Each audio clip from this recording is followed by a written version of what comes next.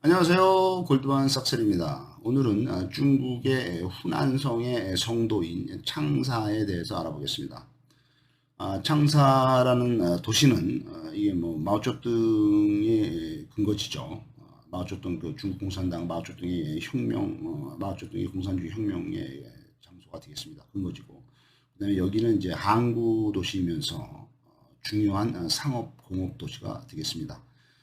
중국의 그 진시황이 있던 그 진나라 때의 그 주요 도시가 되겠습니다. 이게 이제 그 진나라가 이제 춘추 전국 시대, 중국의 춘추 전국 시대가 기원전 770년부터 진시황이 중국을 통일한 기원전 220년 뭐 이때까지 뭐 한 그 춘추 전국 시대가 거의 한 700년, 200년이니까 뭐 한 500년 정도 되죠. 그다음에 이제 춘추 시대가 이제 기원전 770년부터 기원전 뭐 한 404년까지, 그러니까 한 300년 정도가 춘추 시대고, 그다음에 이제 기원전 404년부터 뭐 기원전 220년까지 한 200년 동안 춘추 시대였어요. 이 500년 동안에 이제 춘추 전국 시대 때는 이 진시황의 나라인 진나라가 계속 있었죠.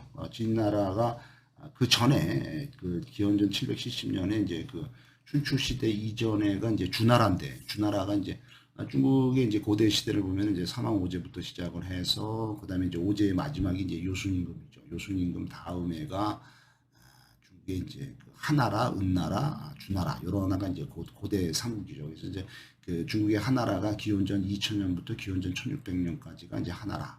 그다음에 이제 기원전 1600년부터 기원전 뭐 한 1200년 뭐 1064년 이때까지가 이제 은나라, 상나라라고도 하죠. 그래서 이제 그 은나라, 상나라가 거의 한 뭐 한 600년, 되게 오래됐죠. 그다음에 이제 주나라가 이제 기원전 이제 1064년인가 뭐 이때부터 해서 이제 기원전 770년까지 이제 주나라인데, 이제 주나라 때에 주나라가 이제 이제 기원전 1064년부터 기원전 770년까지 한 250년 정도. 이때가 이제 주나라의 이제 그 서주 시대가 되고, 기원전 770년에 이제 주나라가 이제 그 오랑캐한테 이제 쫓겨가지고 이제 그 동쪽으로 이제 이전을 하죠. 그래서 이제 동주 시대가 되죠. 동주 시대가 돼서 이제 그 동주라는 나라는 이제 명목상의 이제 그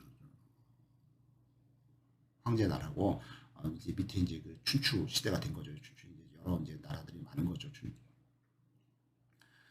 5패 전국 7흥이라서 이제 5개 나라가 가장 크지만은 이제 나라가 이제 뭐 몇십 개나 이제 그 전국이 쪼개져 있었다. 그래서 이 주나라 동주 시대 때의 그 어떻든 동주 시대 때가 이제 그 있는데, 이 동주 시대 때도 이 진시황의 진나라가 있었고, 그 전에 이제 서주 시대 때도 이제 진시황의 진나라가 있었습니다. 진시황의 진나라가 이 동주를 도왔다, 이렇게 동주를 도운 걸로 되어 있습니다. 그래서 이 진나라의 진시황의 진나라는 이제 기원전 900년부터 이제 존재를 한 걸로 되어 있습니다. 그래서 기원전 900년에 이제 주나라에 또 있어가지고 기원전 206년에 이제 진나라가 이제 멸망을 하죠. 이제 기원전 206년까지 존속한 나라가 되겠습니다. 그리고 이제 그 춘추 시대 때는 요 지역이 초나라의 영토가 되겠습니다. 그다음에 이제 중일 전쟁이 일어났을 때는 이제 그 일본군과의 격전지가 되겠고, 위치는 그렇고, 그다음에 이제 이쪽은 이제 약간 이제 중국의 남쪽이기 때문에 아열대기후가 많고 사계절이 뚜렷하며 여름이 길고 더운 걸로 되어 있으며 비가 많이 오는 지역이 되겠습니다.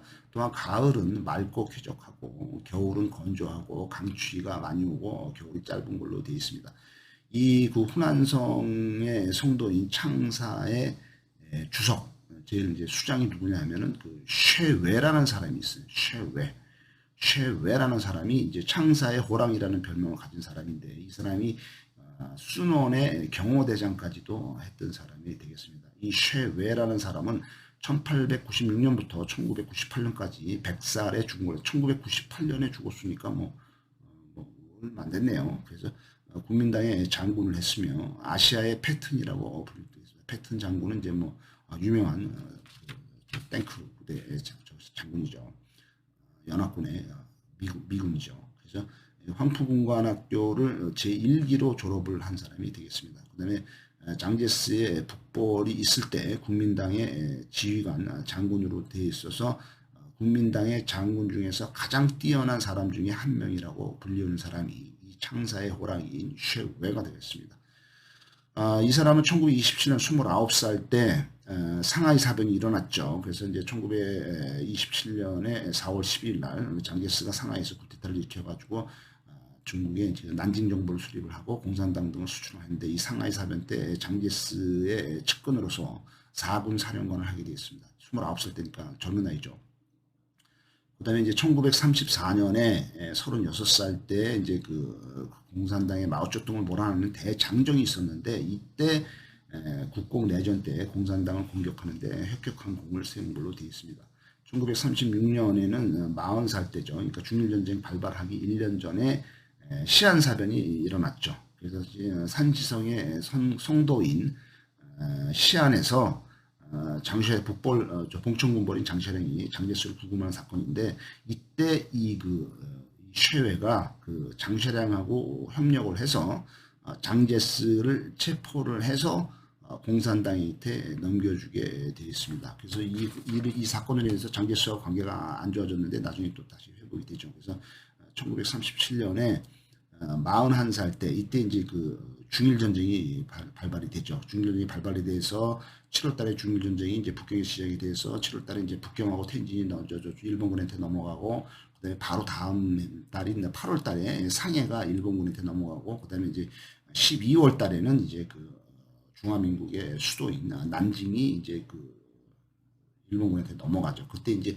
8월달에 이제 상하이 전쟁이 있었는데 일본군하고 이때 이제 중국 국민당 장군으로 참전을 하죠. 그래서 41살 때입니다. 41살 때 19군 집단을 지휘를 하고 그다음에 이제 동부 허난군을 지휘를 해서 상하이 전투를 하지만 뭐 일본군에 패배를 하죠. 그다음에 이제 그 다음에 1938년에 8월달에 그다음에 이제 우한 전투가 있어요. 이 우한 전투 때 또 일본과 싸우는데 이때 13군단을 지휘를 하게 되겠습니다. 그래서 13군단을 우한에서 지휘를 해서 일본군 106사단을 괴멸을 시키는 승리를 하게 되겠습니다.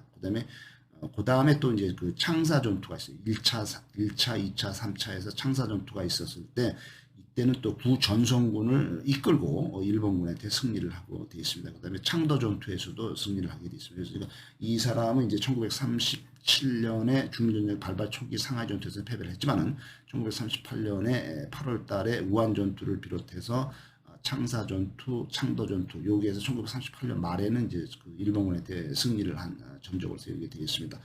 1949년 54살이 됐어요. 이때는 이제 국민당이 완전히 이제 공산당한테 망해가지고 이제 도망갈 때죠. 대만으로. 이때 이제 54살이 되었는데 이때는 장제스는 대만으로 철수를 하면서 이 쉐웨 장군한테 중국의 맨 밑에 있는 그 하이난 섬이 베트남하고 가깝죠. 이 하이난 섬을 방어를 해라 이렇게 맡기고 갔는데도 일본군한테 도저히 안 되니까 여기서 철수를 해가지고 대만으로 도망을 갑니다. 그래서 대만에 도망가서 이제 거기서 참모총장도 하고 뭐 고문관도 하게 되어 있습니다. 그래서 어떻든 그 이 쉐웨라는 장군은 이제 1998년에 이제 100살 천수를 드리고 이제 대만에서 죽죠.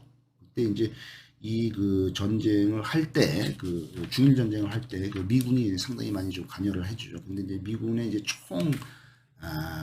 그 이 중일전쟁에 파견된 미국의 총사령관이 이제 그 조지프 스틸웰 장군입니다. 조지프 스틸웰 장군이라는 사람이 이 사람이 중일전쟁 때의 그 미군 사령관이죠. 최고 사령관. 그래서 이제 대장인데 직위가 이분이 이제 1883년부터 1946년까지 63살에 죽었는데 이 사람이 이 그 쉐웨 장군의 지원 요청을 받아들이지 않고 지원을 해주지 않습니다. 하지만은 다른 사람이 미군의 또 다른 그 장군 클레어 셔널트 장군이 있는데 이 사람이 이제 공군입니다. 이 사람이 이제 많이 지원을 해준 거 쉐웨 장군을 지원을 해주게 되어 있습니다. 그래서 이 클레어 셔널트 장군은 이 사람하고 이제 둘이 이제 평생 친구가 되는데 이 사람이 이제 플라잉 타이거를 조직을 해서 플라잉 타이거는 민간 비행대입니다. 민간 비행대를 조직을 해서 이제 중일전쟁 때 이제 그 중국을 많이 도와주죠. 플라잉 타이거는. 그래서 일본군에게 큰 타격을 준 걸로 되어 있습니다. 이 그 클레어 셔널트 장군을 볼 것 같으면은 1893년부터 1958년까지 65살의 폐암으로 사망한 걸로 되어 있는데 이 그 중국 사람하고 결혼을 한 걸로 되어 있습니다. 그래서 이 사람이 육군 항공대 사령관으로 근무를 하게 되어 있습니다. 그 다음에 이제 1937년에 44살 때 1937년 중전쟁이 발발한 게 이제 37년이니까 이때 44살 때 미군에서 군대에서 전역을 하고 이제 민간이 되지만은 중일 전쟁이 발발을 하자 중국의 중화민국 그 국민당의 공군의 주종사들을 지도를 해주고 민간인 교관 역할을 하면서 중국에서 이제 그 중국 거주를 하면서 도와준 거죠. 민간인으로서. 하지만은 이 그 클레어 셔널트 장군이 그 장제스하고 또 장제스의 마누라인 숭메이링하고 상당히 친한 관계로 인해서 중화민국 그 국민혁명군의 군사 고문을 맡게 되겠습니다. 그 다음에 이제 1938년에 45살 때는 꾼밍, 중국의 그 윈난성, 중국의 맨 밑에가 윈난성이죠. 그러니까 베트남 위에가 윈난성인데